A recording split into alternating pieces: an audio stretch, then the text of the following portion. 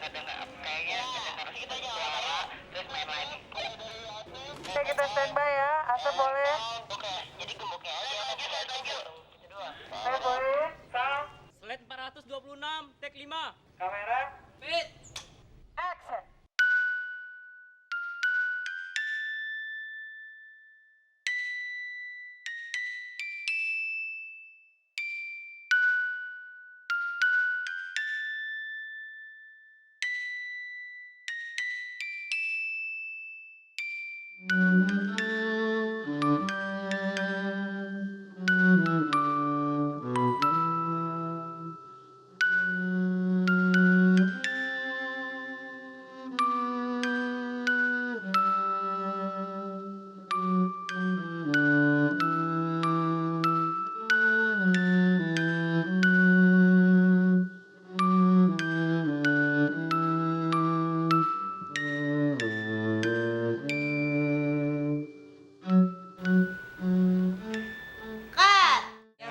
Kita pakai asli.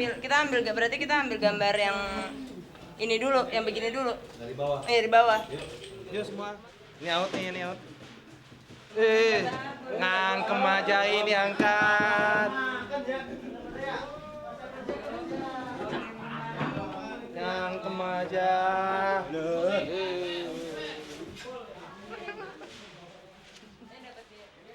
Sebenarnya konsep film ini gue ambil dari cerita Alice in Wonderland. Tapi dimana kalau Alice in Wonderland ini Alice itu pergi dari realita, pergi ke khayalannya dia, istilah ke Wonderland. Kalau yang ini kebalikannya gitu loh. Si Alicia ini pergi dari dunia yang penuh mimpinya dia ke realita. Cerita ini sangat menarik banget karena beda sama cerita-cerita yang lainnya gitu. Kayak ini kan drama thriller. Terus dan saya suka sekali sama karakter saya gitu. Karakter Renta mandiri, sangat tidak manja. Walaupun dia cewek, dia mau selalu ada di atas. Sekarang kan udah modern, jadi nggak juga cewek harus selalu di bawah. Oke, Des. Action. Saya mau cari kerja. Kamu perlu uang tambahan. Saya cuma ingin punya kesibukan. Saya bisa mati bosan. Atau izinin saya keluar ikut dengan Bapak dong. Saya ini kan kerja. Kan saya bisa di hotel. Atau jalan-jalan sendiri. Bercerita tentang kesendirian, pencarian tentang cinta yang sesungguhnya, dan pembuktian akan cinta yang polos dan sederhana. Tentang kehidupan orang-orang yang udah ada di batas akhir pilihan hidup mereka. Orang-orang yang ada di situ tuh berusaha untuk mencari solusi dari kehidupan mereka yang monoton dengan cara yang unik, yang nyebabin mereka menjadi karakter-karakter yang unik di film itu. Meskipun cerita ini cuman rekaan doang, tapi sebenarnya ini juga pertanyaan gitu, apakah yang fiksi ini merefleksikan realita, dan apakah yang realita ini sebenarnya refleksi dari fiksi. Boleh sekali lagi, Bud? And action. Setiap cerita yang gue bikin, gue tuh nggak tahu bikin endingnya gimana. Mungkin karena gue pakai orang-orang sini sebagai karakter-karakter di cerita gue kali ya. Ya, sementara mereka masih aja ngejalanin hidup mereka. Coba dulu pikir. Mungkin itu bedanya antara fiksi sama realita kali ya. Dalam fiksi ada ending, tapi dalam realita life goes on. Jadi bagaimana membuat sebuah film based on real story tapi dengan ending seperti fiksi. Doesn't make sense. Enggak ya? Standby and sound. Tar, slide 1211, take 3, and slide. Kamera. Action. Kebetulan saya dulu pernah tinggal di rumah susun yang kebetulan juga dijadikan tempat syuting dari film fiksi ini. Jadi kejadian-kejadian yang saya alami pada waktu itu di rumah susun saya integrasikan dengan pengalaman-pengalaman Molly. Plot yang ada di dalam film fiksinya adalah kisah nyata, kebanyakan dari Molly dan sebagian kecil yang saya alami sendiri. So it's gonna be very interesting. Tadi sini belum in frame kan nih?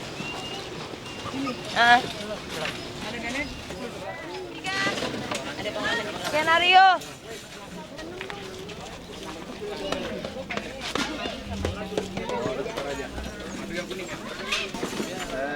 Proses munculnya ide cerita dari film fiksi ini sih berawal dari ketika gue masih sekolah, itu tahun 2004 kalau nggak salah ya. Idenya benar-benar orisinil gitu dari dia gitu, walaupun dalam penulisannya juga kita juga dibantu sama Joko Anwar gitu. Dari mana kamu tahu mereka pasangan gay? Semua orang di sini tahu kok kalau mereka gay. Ketika saya diajak, langsung saya bilang iya gitu, karena ide cerita yang dari Molly juga bagus sekali dan saya sangat tertarik.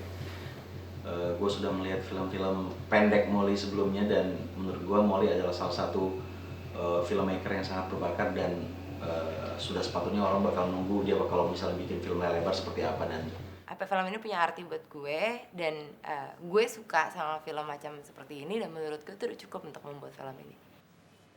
Dia nggak pernah masuk dalam unitnya semenjak rumah susun ini dibangun 5 tahun yang lalu. Kenapa? Dalam cerita gue, kalau dia masuk dia ngerasa kalah dan mereka menang. Siapa mereka? Orang-orang yang bakar rumahnya. Supaya di atas tanahnya bisa dibangun rumah susun ini. Jendelanya segitu aja Bu Dia, lah dia nggak usah buka lagi. Jendelanya segitu aja, lah dia cuma tinggal nyandarin doang ntar. Iya, gitu doang. Iya, arah matanya salah tuh Budi. Ke kanan Budi, ke kiri kamera Budi.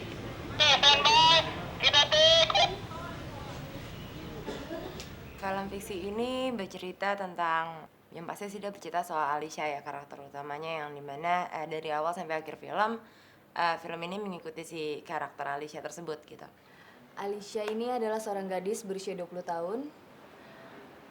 Tidak ekspresif, kaku, ambisius dalam mendapatkan apa yang mau, dan hobi bicara sendiri ke bonekanya. Meskipun baik, tapi ada kejamnya sedikit gitu deh. Gue suka karena gue pengen banget. Alicia kapan baik? Alicia baik lagi sebenarnya. Iya. Cuman kan tekanan dari mana-mana kan terlalu banyak, dan dia salah satu orang yang gak kuat untuk nahan itu gitu. Begitu karena kondisi. Ibunya meninggal di umur 10 tahun yang gitu. Jadi kalau dia Nggak sempat ngerasain jadi manusia ya berarti ya, Alicia ya? manusia, rasanya dia jadi manusia ketika dia main cello.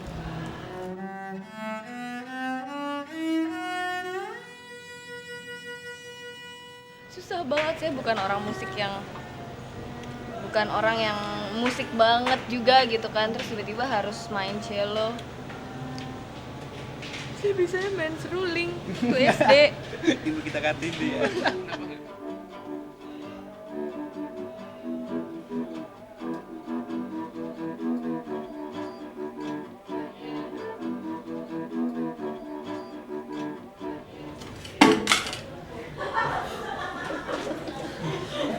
Nomornya jatuh.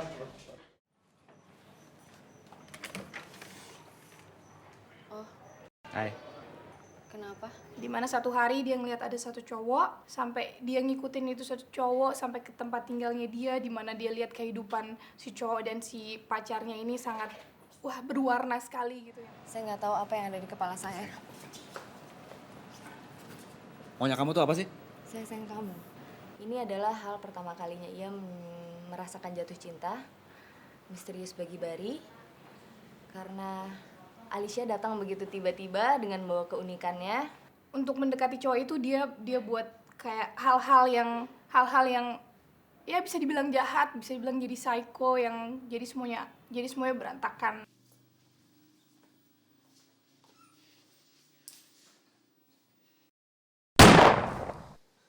Semenjak banyak kejadian dengan Alicia, kehidupan percintaan Bari dengan Renta yang rusak, kehidupan lingkungannya Bari yang hancur, banyak yang berubah.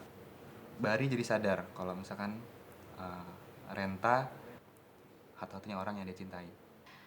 Renta dan Bari sudah pacaran selama kurang lebih 7 tahun, tinggal bersama, kumpul kebo. Kumpul kebo nggak boleh. Oke. Renta rela meninggalkan keluarganya demi untuk hidup sama Bari. Yang sebelum datang satu cewek Alicia ini, mereka tidak ada masalah, mereka happy sampai akhirnya datang satu cewek Alicia yang masuk ke kehidupan mereka, mendekati Bari, sampai akhirnya Renta ngerasa kalau Renta adalah korban dari itu semua, dari hubungan itu semua. Karena Renta ini kan adalah seorang mahasiswi psikologi. Jadi ia punya perasaan yang peka terhadap orang lain, khususnya terhadap Alicia. karena dia merasakan sesuatu yang beda dengan orang ini. Semua kejadian ada tujuannya, Alicia.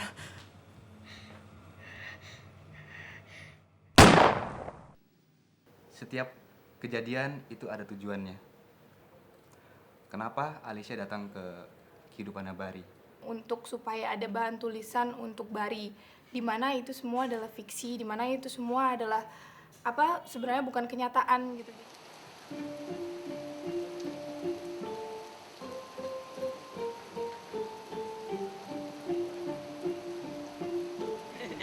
Tunggu-tungguan sama hujan.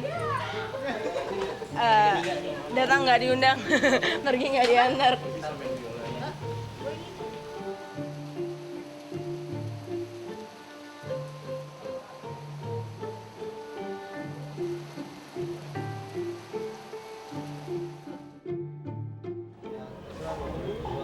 Gimana San? Kita ada sisa 7 shot, tapi ini udah mendung banget.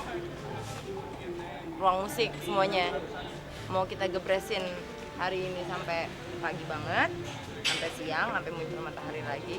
Gini, kita cuma 7 shot. Mendingan besok nggak usah break, pulang cepet, Sabtunya kita break. Awas, dan bawahnya.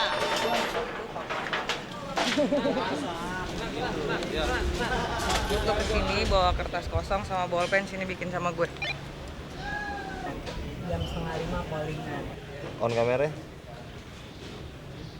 2 jam nanti. Jam 7. Gak ada yang percaya sama aku. Tapi aku tahu rencana bapak kamu.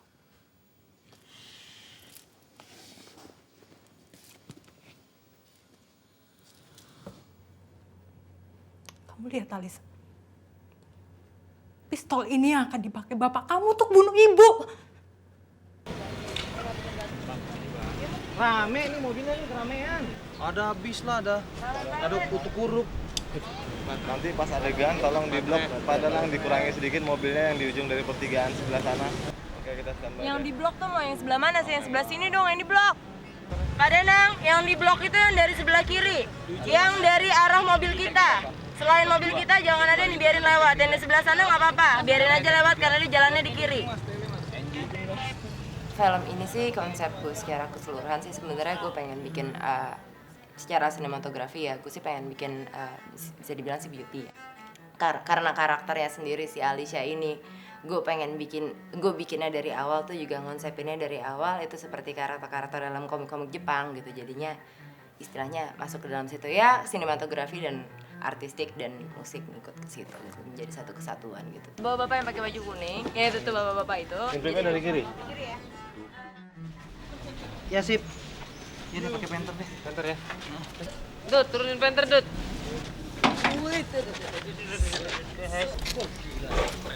Buat saya Molly Surya cukup bersahabat ya, karena selama reading kita nggak selalu ngikutin dia, tapi kita juga punya pendapat yang dia mau denger. Walaupun fiksi itu udah ada di kepala Molly, tapi Molly benar-benar ngasih kebebasan buat gue untuk eksplorasi. Selama syuting dia perfeksionis, jadi dia punya banyak banget pilihan. Maksudnya pilihan setiap adegan, terus detail banget. Dengan gambar-gambar, walaupun kita mungkin ngambil shot by shot, itu mungkin persiapannya lama, kadang-kadang bisa sampai 10 take, ya, bisa 12 take, bisa 8 take. Sutradara si Molly ini mau mengambil yang terbaik. Nah, itu. Jadi mungkin sudah bagus kita berakting atau pengambilan dari gambar, tapi dia mau mungkin lebih bagus. Tadi itu terlalu turun, terlalu Enggak, tadi yang pertama. Yang pertama itu terlalu akrab. Maksudnya suasana kakunya aku nggak dapet gitu, suasana kaku antara Putri sama Alicia ini ada pengakuan di antara mereka. Sekarang mau ambil scene yang ceritanya aku lagi digotong sama dia. Gue harus ngangkat renta itu berkali-kali, dan itu ngabisin tenaga gue banyak banget, bener-bener nguras tenaga banget. Terus gue juga ngelihat ada apa ya, mungkin itu konsep baru kali ya. Jadi tracking itu seharusnya kan track panjang, ini track begitu kamera jalan itu kan tracknya dipindahin ke belakang, kamera udah ngelewatin tracknya pindahin ke belakang. Itu lucu gue ngeliatnya gitu. Jadi begitu gue lagi lari gitu gue mau ketawa gitu, cuman gue yang tahan muka gue harus serius di sini gitu. Nah, ada lagi kejadian waktu gue harus lari nyari renta, itu gue harus buka pintu rumah susun. Seharusnya di lantai itu nggak ada orang sama sekali. Cuma pas gue buka pintu, itu ada orang lagi kerokan gitu kan. Pas gue buka pintu lagi, ada orang lagi nonton TV ngeliatin gue, ini ada apa nih gitu. Jadi gue ya harus nahan ketawa gitu. Sementara muka gue tuh harus yang sedih, harus yang serius, bener-bener anjing gue harus nahan ketawa di sini, gimana caranya?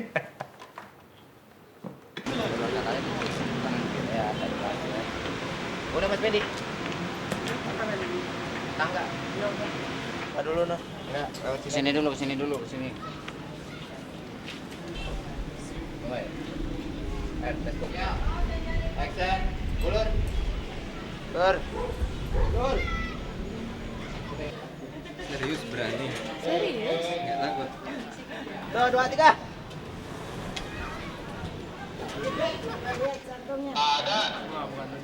Oh, kalau begini harus kuat, harus berani, oke? Harus bisa. Gue nggak mau ngelihat.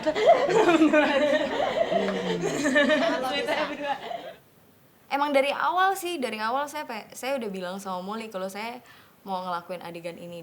Terus mau dicari stuntman. Dan saya cukup gengsi banget ya dia yang gantiin. Jadi saya nggak mau. Tolong dijaga kru ini semua di sini tolong dijaga ya. Yang ini semua harus dijaga. Nggak boleh ada yang ngambilnya semua dari sini ya. Ya tolong dijaga gitu. Hati-hati. Iki aku Ki Paureksa sing jaga rumah susun. Taruhane nyawa. Aku tuh sukses kabeh. Sapa sutradarane pancen oke. Kabeh ora gemeteran. Kabeh bisa. Aku harus bisa. Semua harus sukses. Aku yang menjaga rumah susun Ki Paureksa ya. Hati-hati semuanya ya. Hati-hati semuanya. Hati-hati semuanya. Ini taruhannya nyawa. Lompatan pertama, kedua deg-degan, terus lompatan ketiga masih sedikit deg-degan. Lompatan keempat, kelima, keenam udah tawar semua rasanya. Udah nggak ada takut-takutnya. Terus orang-orang di bawah yang nonton itu cuman yang saya tahu mereka teriak lagi. Ya oke, gue jadi kayak sirkus di situ. Jalan nih, lo masuk tolong lagi deh. Lo peluk. Ini film gua pertama kali harus ngejalanin adegan kissing. Itu pengalaman baru buat gue sih. Menarik. Bapak, kalau dia marah bilang aja salah saya.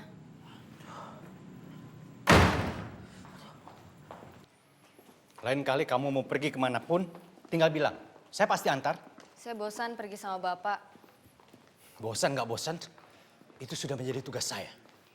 Kok Bapak jadi marah-marah? Yang majikan siapa? And action! Lu mau apa aja ada di sini. Warung makan, wartel, toko kopi, salon, toko peralatan kamar mandi. Lengkap deh.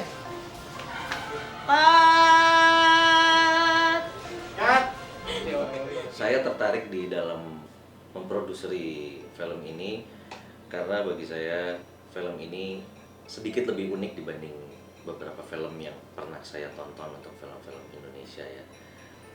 Kebanyakan film itu menjual mimpi. Tapi kalau di sini justru kita balik, yang kita jual justru realitanya bukan mimpinya.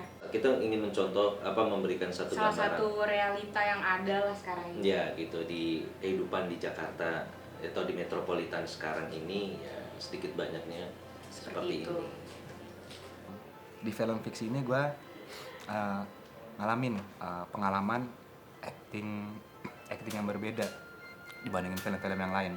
Menurut aku ini sesuatu yang baru banget dan jadi fresh. Kalau orang mau lihat sekarang sesuatu yang beda, ya pastinya akan tertarik banget sama film fiksi gitu. Film ini akan menjadi satu bentuk film thriller yang agak sedikit berbeda gitu ya, dari beberapa film-film seperti horor. Bukannya rumah susun ini 9 lantai? Kata orang sih lantai 9 itu yang nempatin orang-orang yang mati gentayangan waktu rumah mereka kebakaran.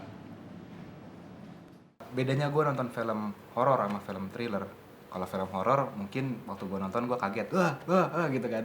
Tapi kalau misalkan gue nonton film thriller, itu apa-apa yang gue nonton, apa-apa yang gue tangkap dari film itu lama ke bawahnya di pikiran gue. Sampai gue pulang pun, iya ya kalau misalkan kayak begini, itu gimana keadaannya. Kalau misalkan gue ngalamin kejadian seperti itu, ada hal seperti ini, ntar seperti apa ya jadinya gitu kan. Nah, buat gue itu warna baru yang ditawarin sama film fiksi buat perfilman Indonesia ya. Memang film ini agak sedikit memunculkan adegan suspense. Saya optimis masyarakat akan suka. Kamera. Pit. Ternyata cerita yang paling menarik adalah cerita tentang kamu sendiri, Ban. Kita menyuguhkan sebuah tontonan gitu. Tapi selain nonton, gue pengen orang-orang itu juga tahu gitu loh apa yang jadi objektif dari makernya lah, kurang lebih sih gitu. Pasti keinginan setiap filmmaker sih, setiap sutradara dalam filmnya gitu, untuk orang yang nonton bisa ngerasain apa yang gue pengen mereka rasain gitu, bisa dapetin interpretasi masing-masing dan mungkin bisa memetik apa yang mereka bisa petik dalam film ini gitu. Ketika orang nonton film fiksi, begitu keluar bakal ada sesuatu yang tertinggal di dalam kepala dan hati mereka. Jadi fiksi adalah makanan buat kepala dan hati. Kan enak tuh. Gue lihat fiksi menawarkan ide yang kreatif. Adalah rangkuman dari ketika gue menemukan istilahnya jati diri gue gitu. Gue ngerasa ini utang aja deh ke diri gue sendiri gitu. Gue gak akan tenang sebelum film ini dibikin.